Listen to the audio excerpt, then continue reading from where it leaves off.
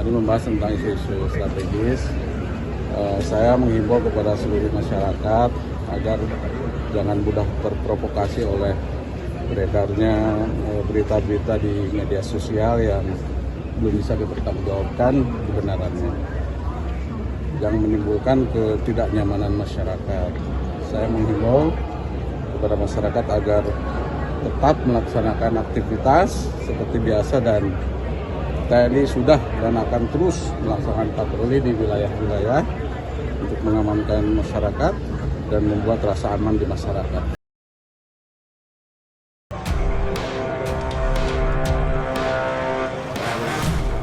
Sebuah mobil menghantam tembok rumah warga di Jalan Syekh Abdul Qadir Mandili, Mandailing, Natal, Sumatera Utara.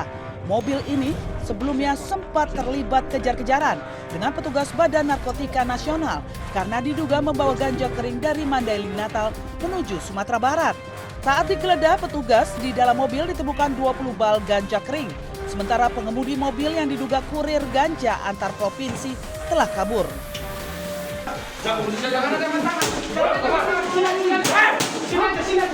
Petugas yang melakukan pengejaran akhirnya menemukan pelaku bersembunyi di salah satu rumah kosong dan menangkapnya. Terus kami lakukan pengejaran sampai ke sini dengan kecepatan yang tinggi sehingga tertabrak mobil ini. Jadi tersangka ini enggak, karena susahnya untuk keluar dari sini, beliau tersangka langsung kabur ke sana.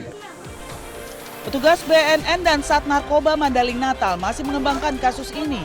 Diduga pelaku yang mengaku berstatus mahasiswa terlibat jaringan peredaran narkoba antar provinsi. Dari Mandailing, Natal, Sumatera Utara, Ahmad Hussein Lubis, iNews melaporkan.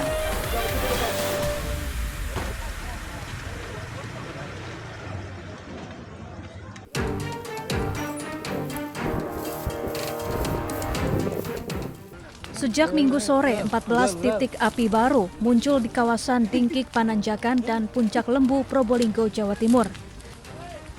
Ratusan petugas gabungan pun terus berjibaku memadamkan kebakaran yang melanda 520 hektar lahan di kawasan Gunung Bromo.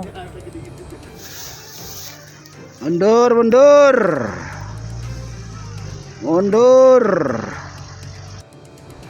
Kebakaran di Gunung Bromo yang terus meluas membuat Wakil Gubernur Jawa Timur Emil Dardak langsung mengecek lokasi. Emil pun menggelar rapat koordinasi yang tidak hanya membahas soal kebakaran tetapi juga mitigasi menghadapi bencana kekeringan. Saat ini seluruh pintu masuk wisata Taman Nasional Bromo Tengger Semeru resmi ditutup total demi keselamatan para pengunjung. Fokusnya bertambah. Setelah kita fokusnya adalah di Pudak Lembu, Puncak B29, ternyata di Penanjakan juga ada titik api. Lokasinya di luar dari perimeter awal ini. Nah, ini yang segera kita lakukan 2 langkah, darat maupun udara. Serangan udaranya adalah helikopter waterbombing. 3 ini akan melakukan kombinasi penanganan di sini dan juga di Penanjakan. Dan serangan daratnya ini ada tim dari Pemprov, dari BPBD, dari TNBTS ya, ini melakukan, dan juga dari Kodim dan dari Polres ini melakukan upaya di lapangan. Awalnya titik api diduga berasal dari Blok Bantengan, Kecamatan Senduro, Kabupaten Lumajang yang bukan kawasan wisata. Dugaan sementara kebakaran akibat ulah tangan manusia. Cuaca panas di musim kemarau kemudian membuat api dengan cepat menyebar. Tim Liputan iNews melaporkan.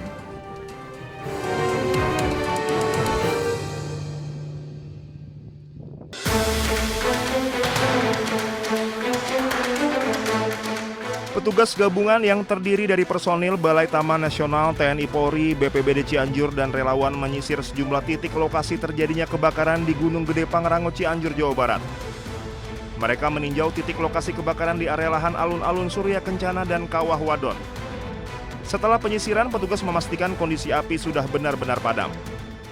Penyebab terjadinya kebakaran masih dalam proses penyelidikan kami, yang kemudian membakar kurang lebih 1 hektar, letak tepatnya ada di alun-alun Surya Kencana Barat, dan alhamdulillah telah berhasil dipadamkan. Di beberapa tempat diduga kuat karena panasnya, memang cuaca dan musim memasuki kemarau, diduga akan terjadi beberapa titik api. Dan insya Allah, alhamdulillah, sekarang di kantor Balai Besar Taman Nasional Gunung Gede Pangrango telah siaga upaya kolaboratif dari TNI, Polri, Pemda maupun dari Kemenhub termasuk Balai Besar Taman Nasional Gunung Gede Pangrango, personil telah siaga di sana. Sementara itu, pihak Balai Besar Taman Nasional Gunung Gede Pangrango hingga kini masih melakukan pendalaman terkait penyebab terjadinya kebakaran tersebut. Lebih dari 3 hektar lahan di area alun-alun Surya Kencana dan Kawah Wadon terbakar. Dari Cianjur, Jawa Barat, Muhammad Andi Ihsan, iNews melaporkan. Laporan kemudian ketiga RS10. Dengan menggunakan mobil patroli, polisi bersama warga mengevakuasi seorang pria berusia 46 tahun ke rumah sakit karena menderita luka-luka di kawasan Bundaran Alam Sari, Sumedang, Jawa Barat. Pria bernama Handi diduga menjadi korban penyekapan dan penganiayaan oleh sejumlah orang.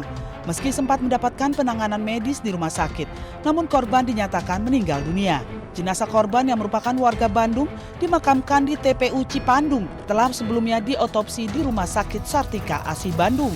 Menurut keluarga, korban sedang menjalani pengobatan tradisional di Sumedang.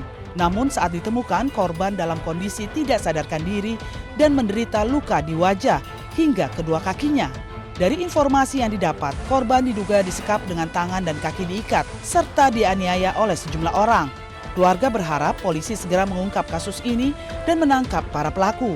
Kasus penganiayaan yang berujung dengan kematian ditangani oleh Satreskrim Polres Sumedang. Dari Sumedang, Jawa Barat, Beben HVA, iNews melaporkan.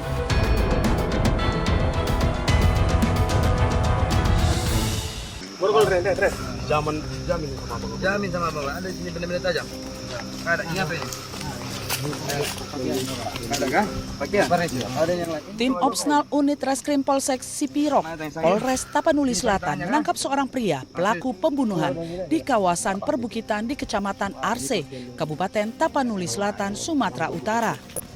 Pelaku menghabisi nyawa kakak kandungnya dengan menggunakan senjata tajam. Peristiwa berawal saat pelaku dalam kondisi mabuk dan mengungkit persoalan harta warisan berupa sebidang tanah dan sebuah rumah. Karena merasa tersinggung, korban menanyakan maksud perkataan pelaku.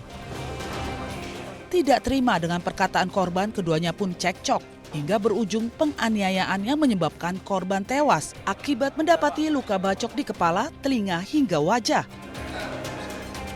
Pelaku juga merusak rumah pamannya lantaran sakit hati kepada pamannya karena tidak mendukung pembagian harta warisan tersebut. Perselisihan ataupun pertengkaran antara pelaku dan korban memang sudah lama.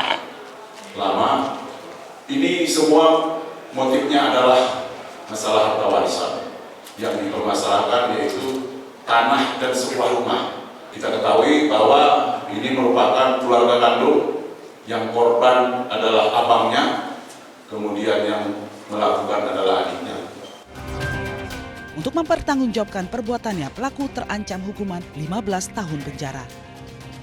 Dari Tapanuli Selatan, Sumatera Utara, Indra Mulia Siakian, iNews melaporkan.